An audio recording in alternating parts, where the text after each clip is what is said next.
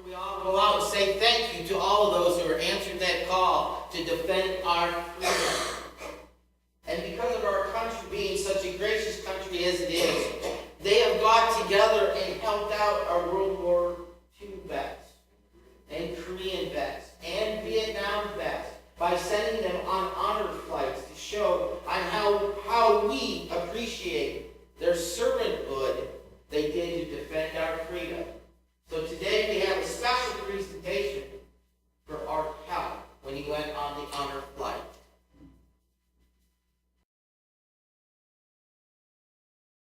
I had and this is in no way a commercial for honor flight. Since Connie brought it up, I had the opportunity and the pleasure of going on the honor flight trip with Dad. And there's no way in 5 or 10 minutes that I can explain what a 14, 15, 16-hour day is like going on this trip in Washington, D.C. It's the most tremendous thing. And I think probably most of you remember Jim Tishy, who was a radio, TV, sports announcer for Channel 24. Him and his wife Peg are instrumental in formulating and making sure that the Northwest Ohio Honor Flight, what they call this hub, takes the gentlemen to the trip to Washington, D.C. And you can't imagine the logistics involved in taking 75 veterans along with all their needs.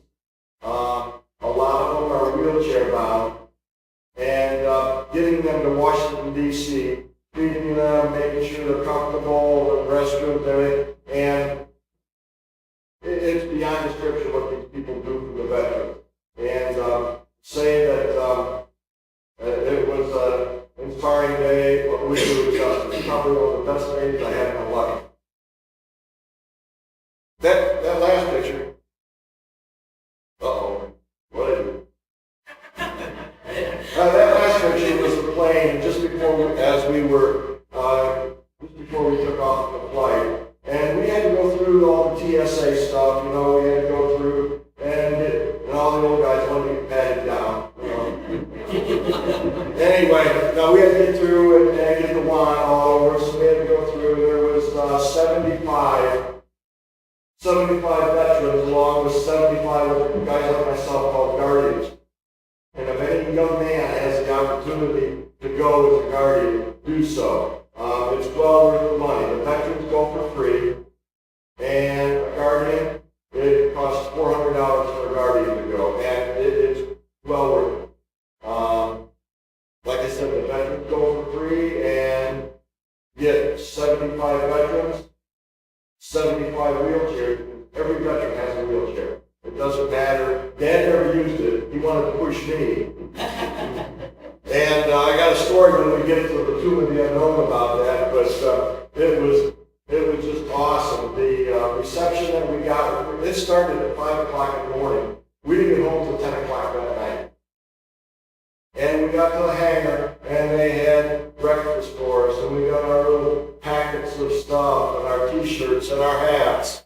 And then they put us in the airplane, and we took off at 7 o'clock, got out there, and then once they put you on the bus and get you down to the area they call the mall, and Jeffrey and them probably remember that area when you went to Washington, D.C., the mall area, they turn us loose. After lunch, they have lunch for everybody. And the mall area runs from basically the Washington Monument down to the other end of the Lincoln Memorial. And they did not have the reflecting pond full of water when we were there. That's all under renovation, construction, the roads all around it was all tore up. But nonetheless, we walked, when they had lunch for us, we walked from the World War II Memorial, which that fountains of the World War II Memorial. Dad and I are standing in front of the Ohio Stone of the World War II Memorial. And then at the opposite end of it is the Lincoln Memorial. Anybody know what the difference between a memorial and a monument is?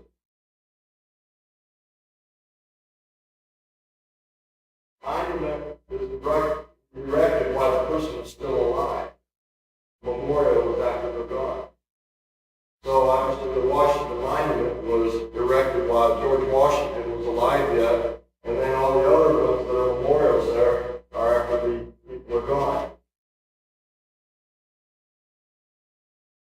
That is pretty impressive. That is obviously the Iwo Jima Memorial. That's a memorial to the U.S. Marines. That is the only thing that the veterans couldn't get out and go see. They only allowed the Guardians, like myself, to get out and go see and take pictures because of the terrain. To walk to that is pretty uneven, and they didn't want anybody to fall. But that's an impressive memorial. Those are at Arlington National Cemetery, and that's the memorial to the Challenger victims.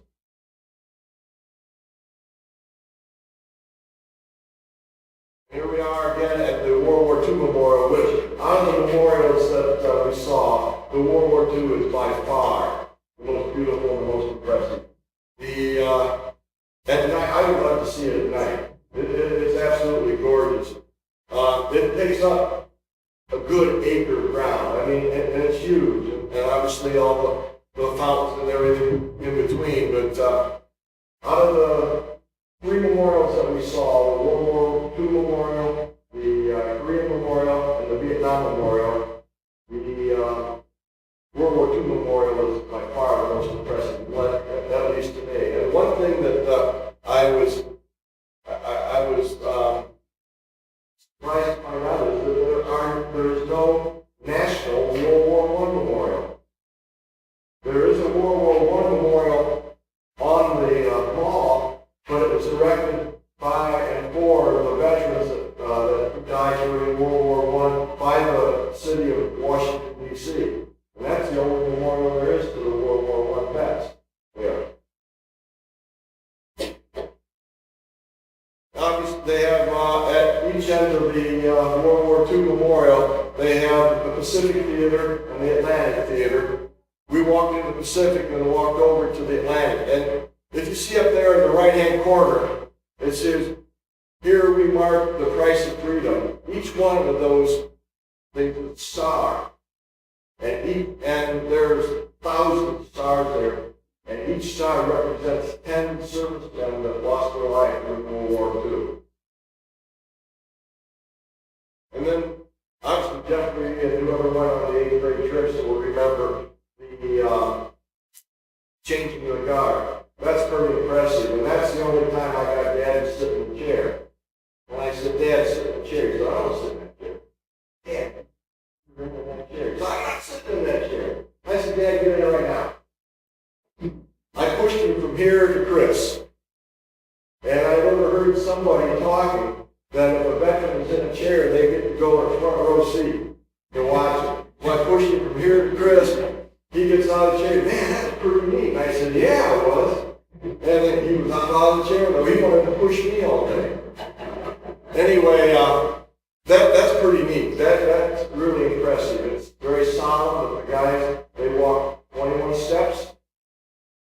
Stop, 21 seconds, turn, stop and face the tube, 21 seconds, do everything, and everything is 21, and the significance of 21 is that's the highest honor that you can give a veteran or anybody in the military, is the 21 gun salute. So, those guys, they're called duty. I don't believe they've been asked if they wanted to stand down or not participate. Only once or twice, that's because of inclement weather, bad storms and all that, and never, since that tomb been there, never has they used to go out guarding. It's pretty neat. And then there's Dad and I, and then there's Jerry Lucas and his son Mike, and they were on the same honor flight with us. There was Ted Whalen was on the honor flight with us. John Beach, a former teacher, he was on the honor flight. Steve Sabo was a former member here. He was on the honor flight. Denny Lehman, a fellow from Pemberville, was in the honor flight. And if any of you young guys want to get and go as a guardian, sign up now because you got to 2 year wait. That's how many people want to go on this flight.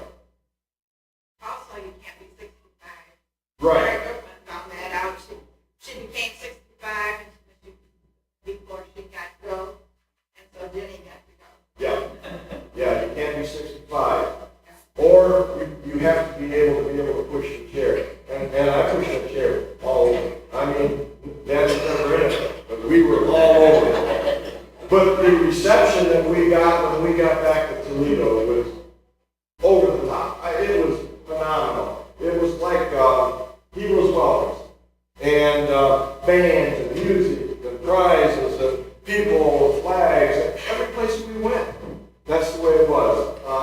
We got off the airport in Washington, D.C. off the plane, and I think from the time that we left the tarmac to the time that we got on the bus, there was lines up of people, Brownies, Boy Scouts, Girl Scouts, Cub Scouts, people lined all over. And I was getting kind of jealous because we were every place down there in that mall area, and all these people would come up to Dad and shake his hand, and women would give him a kiss on the cheek. And I'm like, Dad.